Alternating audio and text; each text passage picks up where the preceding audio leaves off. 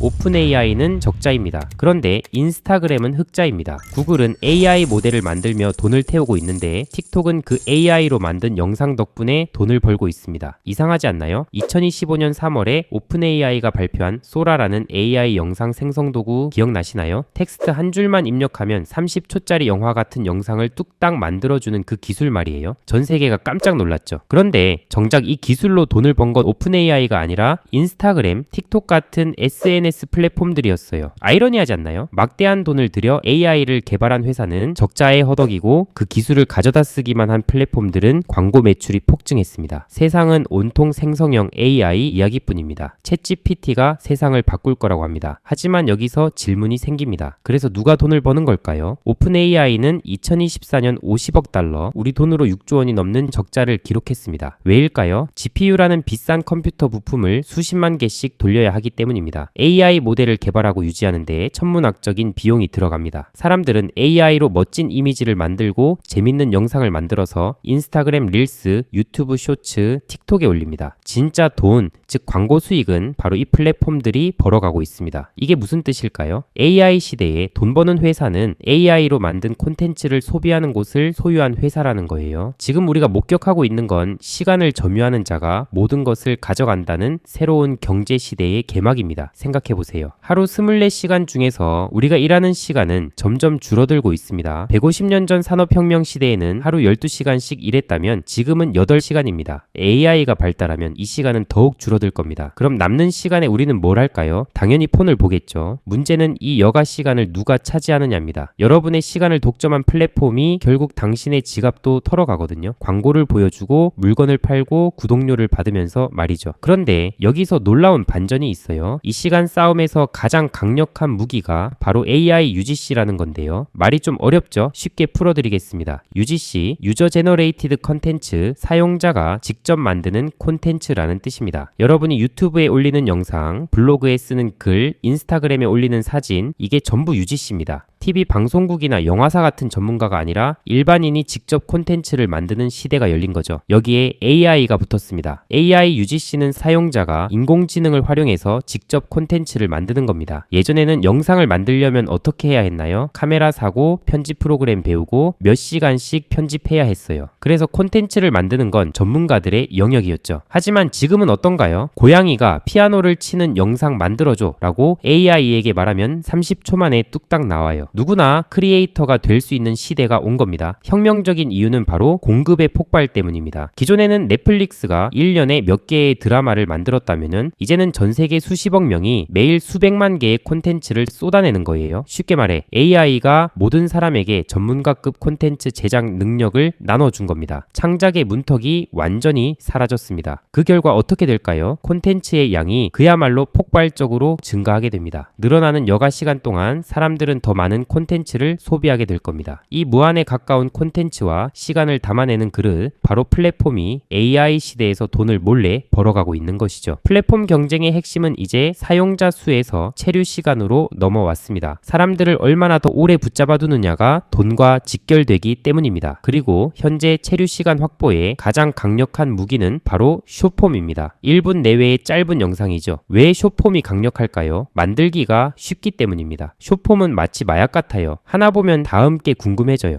이것만 하나 더 하다가 보면은 어느새 2시간이 훌쩍 지나 있죠. 틱톡이 이걸로 전 세계를 점령했잖아요. 그래서 유튜브도 쇼츠를 만들고 인스타그램도 릴스를 만들었어요. 모두가 숏폼에 목을 매는 이유가 바로 이겁니다. AI는 여기서 숏폼 제작을 더욱 쉽게 만들어줍니다. 영상 편집, 자막 생성, 심지어 아이디어까지 AI가 다 해주니까 콘텐츠 양이 기하급수적으로 늘어나는 거죠. 게임도 마찬가지입니다. 로블록스, 포트나이트 같은 게임들은 더 이상 정해진 게임만 하는 공간이 아닙니다. 유저들이 직접 게임 맵과 모드를 만드는 UGC 플랫폼으로 진화했습니다. AI는 코딩 없이 말로만 설명해도 게임 아이템을 만들어주는 수준까지 발전했습니다. 게임의 수명이 사실상 무한대가 되는 겁니다. 자, 그럼 이 거대한 흐름 속에서 국내 대표 플랫폼인 네이버와 카카오는 뭘 하고 있을까요? 네이버는 사실 UGC의 원조예요. 지식인 기억나시죠? 급해요 답변 좀이라는 그 전설적인 사이트. 20년 전부터 일반인들이 질문하고 답변하는 구조를 만들었죠. 만들었죠. 블로그, 카페도 마찬가지입니다. 네이버는 이미 방대한 사용자 제작 콘텐츠 생태계를 가지고 있습니다. 마치 20년간 농사를 지어온 비옥한 땅 같은 거죠. 최근 네이버의 행보를 보면 명확합니다. 서비스 전면을 피드 중심으로 바꾸고 숏폼 서비스 클립과 라이브 스트리밍 치지직을 전면에 내세웠습니다. 단순히 콘텐츠 소비에 그치지 않고 쇼핑, 즉 스마트 스토어와 바로 연결하는 쇼핑 커넥트로 수익화까지 강화하고 있습니다. 대표적인 성공 사례가 네이버 플레이스의 AI 브리핑입니다. 이게 뭐냐면은 수백 개의 리뷰를 AI가 요약해서 이 음식점은 분위기는 좋은데 웨이팅이 길어요라고 한 줄로 정리해주는 거예요. 이 기능 하나로 네이버 지도 앱의 8월 월간 총 체류 시간이 전년 대비 93%나 급증했습니다. 경쟁사인 카카오맵 성장률 16%를 압도했죠. 이미 네이버는 AI와 UGC를 결합해 어떻게 사용자의 시간을 뺏어오는지 증명하고 있습니다. 여기서 그치지 않고 웹툰 IP를 활용한 숏폼, 북미 Z세대를 겨냥한 글로벌 UGC 플랫폼, 심지어 디즈니와 손잡고 글로벌 시장까지 넘보고 있습니다. 카카오는 어떨까요? 카카오는 좀 다른 전략을 쓰고 있어요. 일단 카카오톡이라는 압도적인 무기가 있습니다. 한국인이면 누구나 쓰는 국민 메신저죠. 그런데 카카오톡은 목적성 트래픽만 있는데요. 즉 친구에게 메시지 보내기 같은 특정 목적이 있을 때만 앱을 켜는 거죠. 반면 인스타그램이나 틱톡은 심심해서 그냥 보는 비목적성 트래픽이 많습니다. 비목적성 트래픽이 왜 중요하냐면은 광고를 보여줄 기회가 많아지거든요. 친구에게 메시지 보내러 들어온 사람에게는 광고를 많이 보여줄 수 없어요. 하지만 그냥 심심해서 들어온 사람에게는 광고를 계속 보여줄 수 있습니다. 그래서 카카오가 올해 카카오톡을 대대적으로 바꾼다고 발표했어요. 첫 화면을 SNS 피드처럼 바꾸고 세 번째 탭을 숏폼 콘텐츠로 채울 예정입니다. 한마디로 메신저에서 UGC 플랫폼으로의 전환을 선언한 겁니다. 여기에 가장 강력한 무기를 장착합니다. 바로 AI 에이전트입니다. 중국 사례를 보면 카카오의 잠재력이 보입니다. 중국의 텐센트와 바이두 둘 다 AI에 엄청난 투자를 했지만 결과는 달랐습니다. 메신저 위챗을 가진 텐센트는 AI 챗봇을 결합해 사용자의 사적인 대화 속 관심사를 파악하고 초정밀 타겟 광고를 내보내 광고 매출이 폭발했습니다. 주가도 55%나 올랐죠. 반면 메신저가 없는 검색 기업 바이두는 AI를 마땅히 수익으로 연결하지 못하며 주가 상승률이 37%에 그쳤습니다. 카카오는 텐센트와 정확히 같은 모델을 꿈꾸고 있습니다. 카카오톡이라는 독점적인 개인 데이터 금광을 가지고 있죠. 여기에 오픈 AI의 기술력을 더한 AI 에이전트가 11월에 출시됩니다. 만약 카카오가 텐센트처럼 성공한다면 광고 매출은 다시 한번 폭발적으로 성장할 수 있습니다. 9월 23일 이프카카오 행사에서 그 청사진이 공개될 예정입니다. 자, 그럼 네이버는 안정적인 UGC 왕국, 카카오는 반격을 노리는 메신저 제국이라면 우리는 어떻게 투자 전략을 짜야 할까요? 여기서부터가 본론입니다. 각 기업의 결정적인 한방과 숨겨진 리스크를 알려드리겠습니다. 먼저 네이버의 한방과 리스크를 보겠습니다. 네이버의 진짜 무서움은 단순히 UGC 플랫폼이라는 데 있지 않습니다. 스테이블 코인이라는 잠재력에 있습니다. 스테이블 코인이 뭐냐면 쉽게 말해 1달러나 1원의 가치가 고정된 디지털 화폐입니다. 이게 왜 중요할까요? 지금 우리가 네이버페이로 결제하면은 네이버는 카드사와 피지사의 결제액의 2에서 3%를 수수료로 냅니다. 하지만 스테이블 코인으로 결제하면 이 수수료가 1% 미만으로 줄어듭니다. 최근 구글이 AP2라는 기술을 발표했습니다. AI 에이전트 결제 프로토콜인데 AI들끼리 돈을 주고받을 수 있는 고속도로를 깔아준 겁니다. 이 고속도로 위를 달릴 가장 효율적인 자동차가 바로 스테이블 코인입니다. AI가 전 세계 서비스를 실시간으로 결제하는 시대가 오면 스테이블 코인은 필수제가 됩니다. 만약 네이버가 국내 1위 가상자산 거래소 업비트와 손잡고 원화 스테이블 코인을 발행한다면 어떻게 될까요? 네이버는 국내 AI 경제의 결제망을 장악하게 됩니다. 네이버 파이낸셜은 수수료 비용만 연간 1,450억 원을 아낄 수 있고 공동사업으로 1,500억 원의 신규 매출까지 기대할 수 있습니다. 2025년 4분기 관련 법안이 제정될 가능성이 높습니다. 이 잠재력은 아직 주가에 충분히 반영되지 않았습니다. 네이버의 리스크는 성숙기에 접어들었다는 점입니다. 이미 거대한 기업이기 때문에 폭발적인 성장을 기대하기는 어렵습니다. 글로벌 UGC 플랫폼 전략이 성공할 수 있을지에 대한 의문도 남아있습니다. 디즈니와의 협업은 기대되지만 인스타그램, 틱톡이나 유튜브 같은 글로벌 강자들과의 경쟁은 쉽지 않을 겁니다. 네이버의 클립의 컨텐츠 질이 떨어진다는 얘기는 얘기도 심심치 않게 들려오거든요. 다음은 카카오의 한방과 리스크를 보겠습니다. 카카오의 최대 강점은 역시 카카오톡의 독점적 개인 데이터입니다. 공개된 블로그나 뉴스 데이터는 모든 AI가 학습할 수 있어 차별점이 없습니다. 하지만 친구와 나누는 사적인 대화, 관심사 말투 데이터는 카카오만 가지고 있는 금광입니다. 텐센트가 위챗 데이터로 AI 광고를 성공시킨 것처럼 카카오도 이 데이터를 활용해 AI 에이전트를 고도화하면 완전히 개인화된 서비스와 광고를 제공할 수 있습니다. AI를 통한 턴어라운드에 성공할 경우 상승 여력은 네이버보다 훨씬 클 수 있습니다. 11월 AI 에이전트 출시가 그 첫 시험대가 될 겁니다. 카카오의 모든 전략은 아직 계획 단계에 있다는 것이 가장 큰 리스크입니다. 카카오톡을 UGC 플랫폼으로 바꾸는 것은 과연 성공할 수 있을까요? 사용자들은 이미 유튜브, 인스타그램, 틱톡에 익숙합니다. 굳이 카카오톡에서 숏폼을 봐야 할 이유가 있을까요? 그리고 올리고 싶을까요? 요즘 젊은 세대는 카카오가 아닌 인스타그램으로 소통하죠. 메신저라는 기존의 강력한 정체성을 흔드는 시도가 오히려 사용자들의 반감을 살 수도 있습니다. 성공 여부가 불확실한 고위험 고수익의 투자처인 셈입니다. 그럼 우린 뭘 해야 하냐? 단기적으로는 두 기업 모두에 관심 가지는 전략이 유효합니다. 장기적인 관점에서는 네이버가 좀 더 나을 수 있습니다. 이미 AI와 UGC의 결합을 성공적으로 증명했고 스테이블 코인이라는 거대한 잠재력을 가지고 있습니다. 현재 밸류에이션 부담도 크지 않아 점진적인 가치 재평가가 기대됩니다. 이외로 미국 기업에서는 메타가 영향력이 더욱 커질 거라 봅니다. 쇼츠 플랫폼인 인스타그램 릴스와 텍스트형인 스레드라는 SNS가 UGC로 성장하고 있기 때문입니다. 그리고 구글은 AI를 만들면서도 UGC 시장까지 장악하고 있죠. 생성형 AI 제미나이를 구글 검색 사이트에 접목시키고 있습니다. 나노바나나라는 AI 이미지 편집과 베오3라는 영상 만들어주는 AI는 현재 AI 유저들에게 큰 인기를 끌고 있습니다. 이걸로 사람들은 구글의 유튜브 플랫폼에 쇼츠를 올리기 더 쉬워지고 있습니다. 생산과 소비 시장까지 몰래 장악하고 있는 것이 구글입니다. 사실 미국 기업 메타, 구글이 더욱 매력적이라 생각됩니다. 비싸 보이지만 PER은 카카오보다 낮아 재무적으로는 오히려 더 싸죠. 한국 시장에서도 플랫폼 기업들이 부각될 수 있는 시대 흐름이라 우리는 스윙 트레이딩으로 활용할 수 있습니다. 기술적 분석해 보겠습니다. 네이버는 주봉상 지난 6월 역대급 거래량, 거래대금 이후 N자형 조정 국면에서 반등을 시도하려는 모습입니다. 대형주에서 지난 기준봉의 역대급 거래량, 거래대금은 무시할 수 없는 신호인 만큼 현재 조용한 국면에서 재차 체크해 볼 수 있습니다. 카카오는 상단 240주선 저항을 돌파할지 말지의 기로에 놓여 있습니다. 이 구간을 돌파한다면 재차 추가 상승을 시킬 수 있는 시점이라 보여집니다. 결론은 간단합니다. 생성형 AI 시대에 진짜 돈은 AI 모델을 만드는 곳이 아니라 AI로 만들어진 무한한 콘텐츠를 담아 사용자의 시간을 점유하는 플랫폼에서 나옵니다. 여러분이 매일 사용하는 앱들이 단순한 서비스가 아니라는 걸 알아야 해요. 이들은 여러분의 시간을 두고 치열하게 경쟁하고 있습니다. 여러분이 네이버에서 10분을 보내느냐, 카카오톡에서 10분을 보내느냐에 따라 이 회사들의 운명이 갈릴 수 있죠. 또한 AI가 만드는 콘텐츠와 사람이 만드는 콘텐츠를 구분할 줄 알아야 하는 시대가 왔습니다. 점점 구분이 어려워질 거거든요. 2026년에도 우리는 완전히 새로운 디지털 세상을 마주하게 될 겁니다. 자, 이번 주 유튜브 영상 업로드 횟수를 늘려보았는데요. 좀 더 가까워진 상한선 어떠신가요? 여러분들의 댓글 하나하나가 큰 힘이 됩니다. 유익하셨다면 구독, 좋아요, 댓글 남겨주세요. 감사합니다.